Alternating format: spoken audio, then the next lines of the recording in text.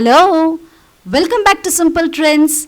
If you are watching my video for the first time, don't forget to subscribe and hit the like button. The Vethalai or the Paan leaf has a lot of medicinal benefits.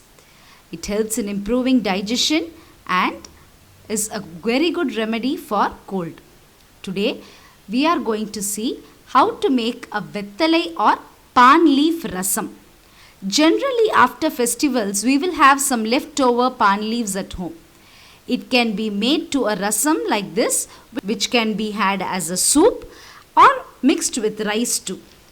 Today, for the betel leaf or the Vethalai Rasam, we will soak a very little tamarind with the needed salt. 6 to 7 garlic cloves, 1 teaspoon pepper, 1 teaspoon jeera, 1 tomato, a small piece of ginger and 2 to 3 paan leaves or Vethalai. The list of the ingredients are provided in the description box. For tempering, we will need a few drops of ghee, quarter teaspoon mustard and a few curry leaves and a small piece of green chilli. Let's begin by grinding the garlic, jeera, ginger, pepper and tomato. Add the tamarind extract to this and grind. Add around half a cup of water, a pinch of turmeric and boil for 5 to 7 minutes. By then, we will pulse the paan leaves. Remove the stalk. These leaves are tender, so I am just removing the stalk, tearing and pulsing it. Otherwise, you should remove the mid vein also. Add only 2 to 3 leaves. Today I am making it for 4 people, so I add only 3 leaves. More than this, the flavor of the paan or the Vethalai will be overpowering the rasam.